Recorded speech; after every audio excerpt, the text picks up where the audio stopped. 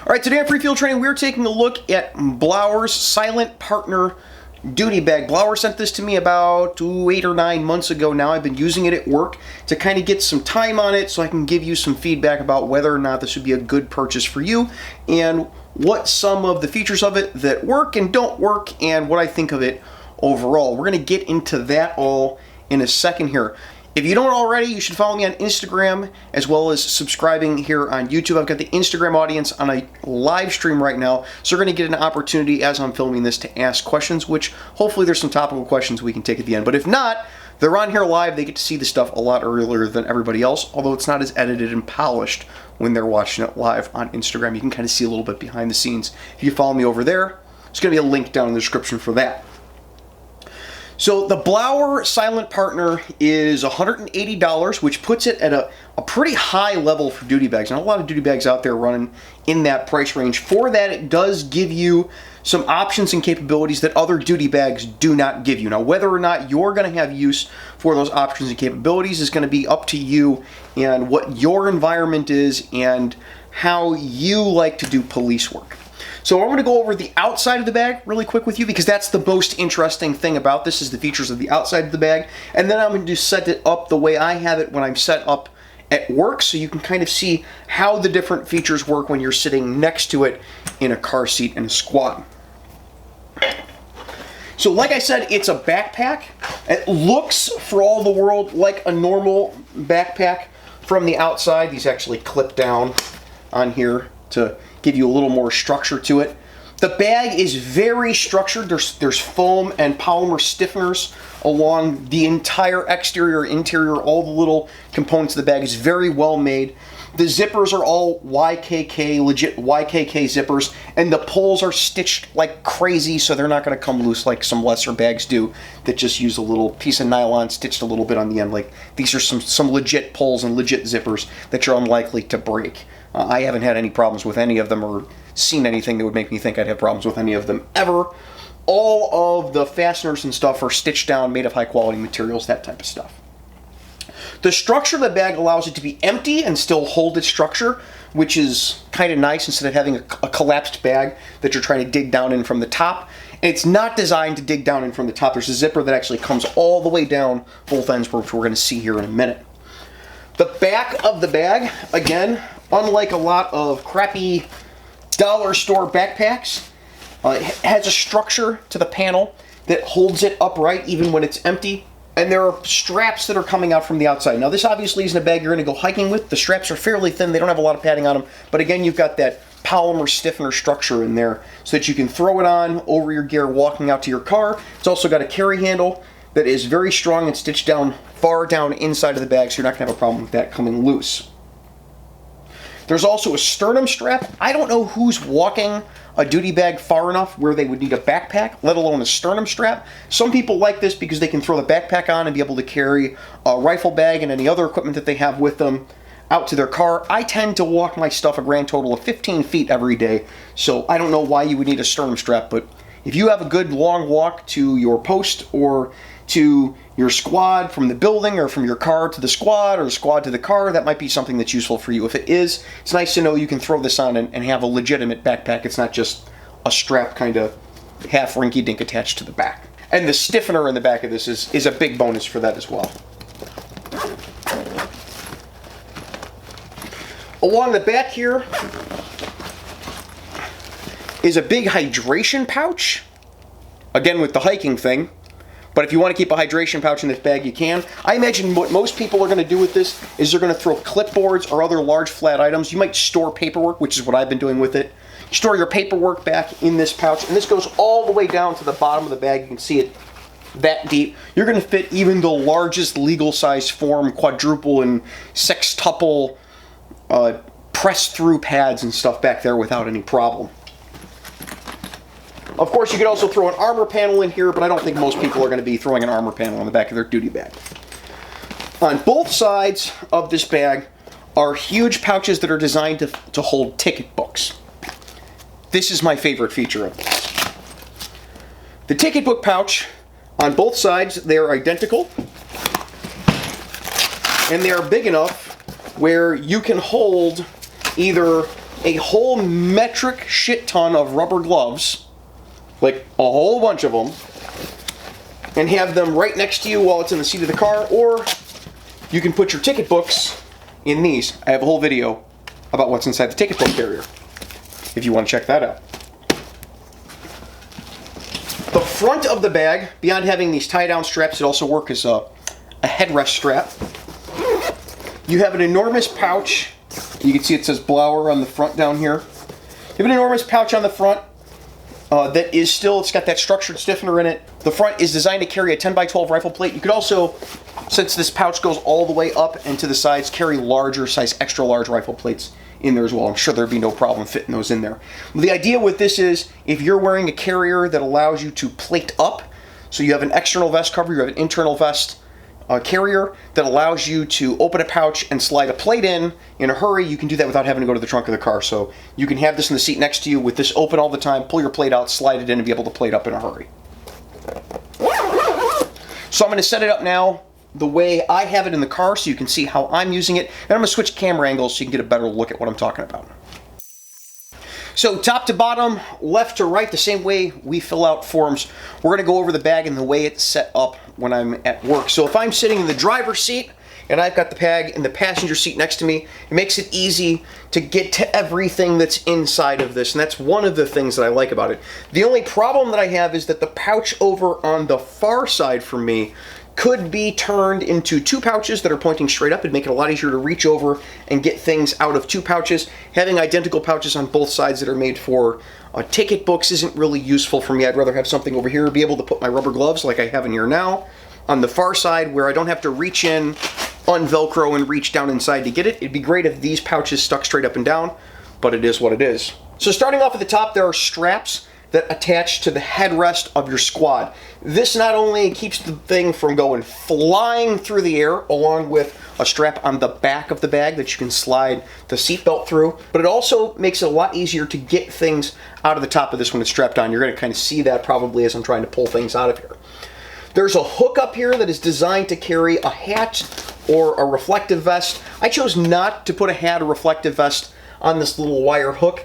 It just seems to kind of get in the way to have anything hanging in front of the stuff that I'm actually using at work, so I don't hang anything there. But if you're a trooper or you have a crazy hat at work, it might be something that you're interested in to keep it from getting destroyed. In front of that is an enormous slit pocket in here, big enough to keep my posse box and another clipboard inside. Although it is interesting to note that if you have a posse box inside, that's one of these big paperwork binder things. If you have this inside, the big legal size one, you can't zip the bag with that inside of it. So you may want to put your paperwork in this outside pouch if you're not going to use that for body armor, or find a different folio of some type to slide in here to keep your paperwork. Basically, it's just this clip that doesn't fit inside of there. So I also have my trademark half-broken clipboard in here to keep up in this pouch. Behind that, you've got a clip for keys, so if you have auxiliary keys for public works or something like that, let's say you haven't gone to an automated system yet, you have a physical key, you can use the clip to attach those keys so you don't lose them, they don't go flying all over the inside of the car. In front of that are 3 slit pouches that I'm not really using for much of anything up here. They're good enough in size, they're large enough where you could fit small notepads or shove rubber gloves in there, or you could fit pens or markers or whatever else. Measuring devices, if you're an evidence tech, you can fit all of that stuff in there if you want. In front of that, I have 2 sets of zip cuffs. I've got mil-spec plastic zip cuffs and asp zip cuffs. Both of those I have in the car because we've had a whole lot of shenanigans going on in the Chicago metro area lately, and it's nice to have sets of zip cuffs. I've got them staged all over the place now, where before I didn't really use them all that much.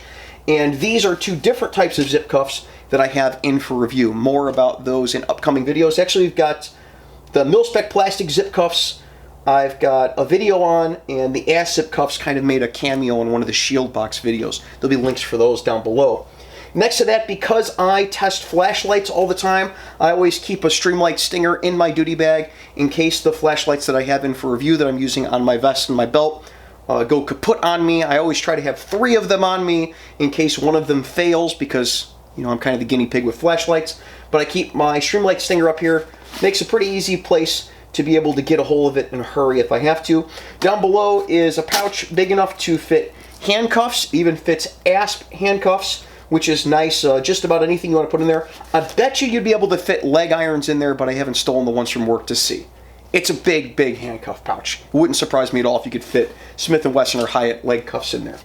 In the middle is 2 clips or 2 elastic loops for pens. I've got my 2 Pilot G2 pens in here. Those are kind of standard for me. I like gel ink pens because it gets cold in the winter time around here, and I had this over the winter. I wish it had more loops for pens, but with all these spaces up here, if I wanted to fill them with pens and markers, I easily could. On the left looks like a pouch for magazines because it's got 2 loop over Velcro closures, but it isn't a pouch for magazines. I can fit a magazine in here, I can fit 2 magazines in here, no problem, but it's not actually 2 separate pouches. This is one big admin size pouch, big enough to fit another couple sets of handcuffs if you wanted to. Now inside the bottom of the bag is where the rubber really meets the road with this. It's built inside like a really high quality camera bag is the best way that I could put it. Because of the structure around the outside and the structure inside and Velcro spots all over the inside of the bag where you can Velcro other pouches if you want to for better organization, it protects everything that's inside of here. So right now, the way I have it set up is the pouch, I separate it into 3 sections, and then one in the middle has a cup holder, basically.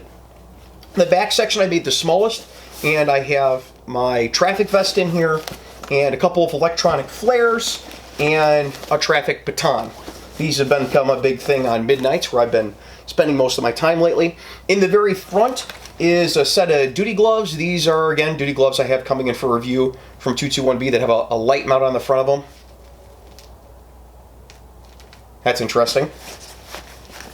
And then on the left side, I have a bottle of alcohol spray. Cleaning and sanitation has been a big thing lately at work, and this is a cheap and convenient way to be able to clean something off in the car because I don't have a sink in the car. So washing your hands, washing the computer, all of that stuff, it's nice to have just some alcohol spray, some sanitizing spray in there. And then I left the middle area as kind of the junk drawer of the police car. So in here I've got an N95 mask that I'm pretty sure isn't actually N95 rated. We'll see. A couple of sets of eye pro. These have come in handy a lot lately as well. Of course, my SPF 100, even though I'm on midnight, I'm still bleach white in case I get held over to day shift. I need some SPF 100. Binoculars, which you'd be amazed at how useful binoculars are on midnights. You get a whole lot more light and you can see a whole lot more even without a lot of magnification having binoculars. And then a couple of different cloth masks in here, one of which the instructions is absolutely hilarious. I think I'm going to post these on my Instagram page for everybody to see over on Instagram. And that's pretty much this Blauer bag. And all the stuff that I have been keeping in it at work. I'm going to go to the Instagram live stream and take some comments and questions from them, see if they have anything pertinent to ask about this particular bag, and then we're going to move on to the next project of the night. L. Lopez M245 says, how durable do the shelves of the backpack feel? Well, here, I'll pull one out.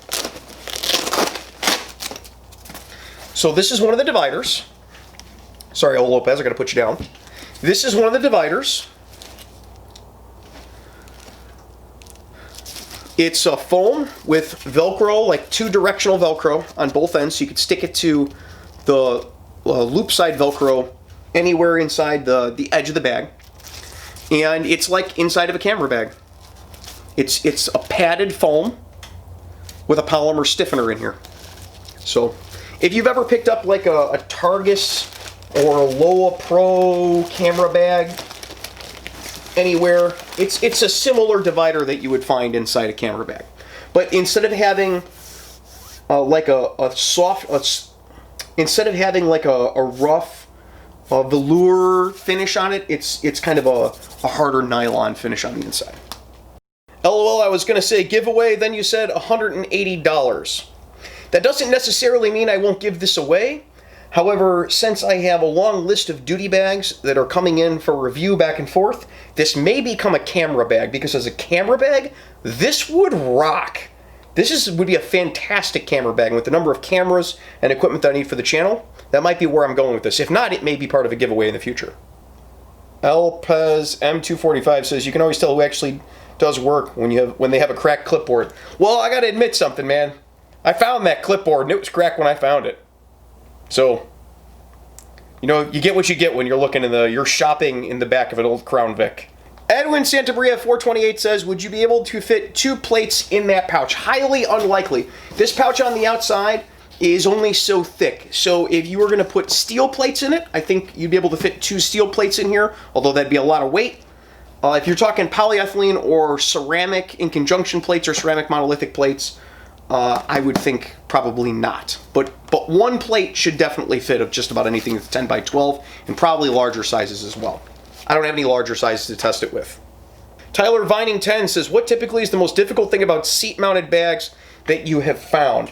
The most difficult thing is that most of the time there's no good angle to pick them up from, except for the traditional bags. Like a bag like this, when you put it into the car, if it's zipped up, you're carrying it like a backpack and you put it on the seat, then you have to jostle it in a position and then unzip it and then clip it up there. The more traditional bags, you can throw them into the seat really easy, and you throw the strap around the back of it, but that tends to not actually keep them in place in a collision. So normally you have to then seat belt them in. So it's always a pain loading these things into the car, but in relative comparison to having an actual job where you have to do actual work, it's really not that big of a deal.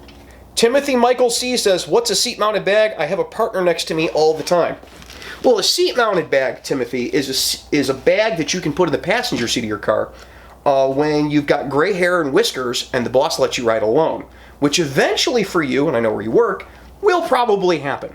Although you should resist that for as long as possible. It's also really good for people like me. Wait, no, that's people like me. If you live in a nice neighborhood, if you work in a nice neighborhood, Tim, they only have 1 cop per car because it makes it look like there's more police out than there actually are. So you can put the bag in the seat next to you. Hey, thanks for watching Free Field Training on YouTube. While you're here, check out one of our other videos, or head on over to Patreon and see how you can get your name put on the videos like these fine folks over here. You can also get early access to the content and access to patrons-only live streams. We'll see you guys next time.